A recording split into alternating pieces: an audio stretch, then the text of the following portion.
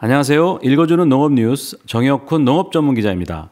첫 소식은 양파의 눈물입니다. 올해 들어 첫 수확을 시작한 양파 농가들이 눈물을 흘리고 있다는 소식인데요. 그 이유는 가격이 폭락했기 때문이죠. 어느 정도냐면요. 도매 가격 기준으로 2월 평균 가격을 냈더니 작년엔 양파 1kg당 1,200원 선이었는데 올해는 최저 200에서 300원까지 떨어진 겁니다. 하락률이 최고 80%를 넘어서는 거죠. 그러다 보니 양파 밭을 갈아엎는 농가도 생겨나고 있습니다. 양파를 수확하는 데 들어가는 인건비, 그리고 시장으로 내놓을 때 들어가는 물류비 등을 감안하면 차라리 갈아엎는 게 낫다는 겁니다. 어쩌다가 양파 가격이 이렇게 폭락을 한 걸까요? 몇 가지 요인이 겹친 탓입니다. 우선 겨울에 팔기 위해 작년에 생산해서 보관해놨던 저장 양파가 있는데요. 코로나19 여파로 식당 매출이 부진하고 단체 급식이 쪼그라들면서 양파에 대한 수요가 급감한 겁니다. 이런 상황에서 3월부터는 제주도부터 시작해서 조생종 햇 양파가 수확되기 시작되거든요. 저장 양파에 햇 양파까지 공급은 늘었는데 수요는 줄다 보니 가격이 폭락한 겁니다.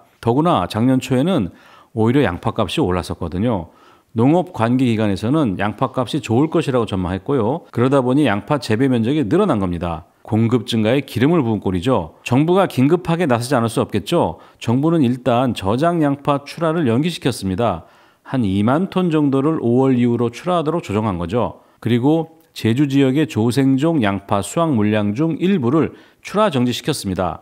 그 물량이 대략 3,200톤 정도 된다네요. 그러나 농민들은 이 정도로는 가격을 안정화시키는데 턱없이 부족하다고 불만을 토로하고 있습니다. 매년 반복되는 채소류 가격의 급등락, 어떻게 멈출 수 있는 방법 없을까요? 그러자면 재배 면적 등에 대한 실시간 통계를 정확하게 파악하는 게 가장 중요할 텐데요. 관계기관에서 좀 더 적극적인 대책이 나왔으면 좋겠습니다.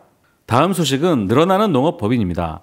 농식품부가 농업법인에 대한 현황조사 결과를 발표했는데요. 2020년 12월 말 기준으로 영업을 하고 있는 농업법인이 총 24,499개로 조사됐습니다. 이는 그 전년도에 비해 5.1%, 1,184개 늘어난 겁니다. 그런데 농업법인은 두 가지 종류죠.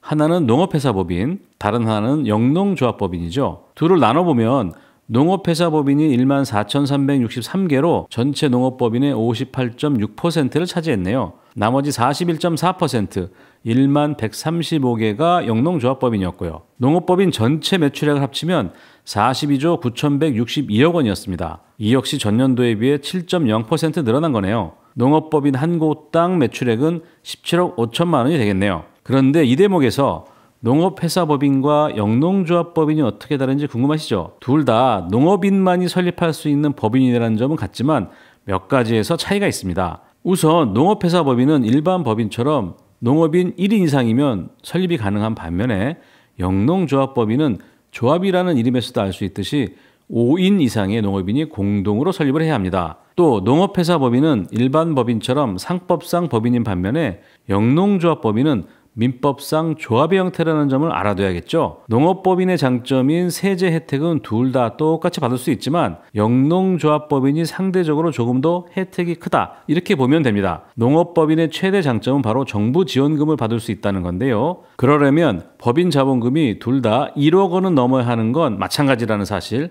꼭 기억하시기 바랍니다. 다음 소식은 미국에서 늘어나는 김치의 날입니다. 여러분, 우리나라에 김치의 날이 있는 거 아십니까? 11월 22일이 김치의 날입니다.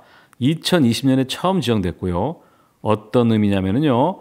11가지 재료로 만든 김치가 22가지 효능을 낸다. 그래서 11월 22일입니다. 그런데 우리나라만이 아니라 미국에서도 각 주별로 11월 22일을 김치의 날로 공식 지정하는 곳이 늘고 있습니다. 가장 최근에는 미국 동부 뉴욕 주의회에서 김치의 날 제정 결의안을 통과시켰습니다. 작년 8월에 캘리포니아주가 처음으로 지정을 했고요. 올해 들어서는 동부 버지니아주에 이어서 뉴욕주가 지정을 한 겁니다. 이번에 뉴욕주에서 통과된 결의안을 보면요. 뉴욕주에서 김치가 인기를 끌고 있다는 점, 그리고 김치에 대한 수출이 늘고 있는 점, 또한 건강식품으로서 김치의 우수성을 밝히면서 한국이 김치의 종주국임을 명시하고 있습니다. 때마침 작년에 김치 수출이 1억 5,990만 달러를 기록해서 1,920만 달러의 흑자를 기록했죠. 2009년 이후에 12년 만에 흑자로 돌아선 겁니다. 미국에서 김치의 날 지정이 늘어나면 우리가 김치 수출을 늘린 데도 큰 도움이 되겠죠. 대한민국 대표 식품 김치의 선전을 기원합니다. 이상 정혁훈 농업전문기자였습니다.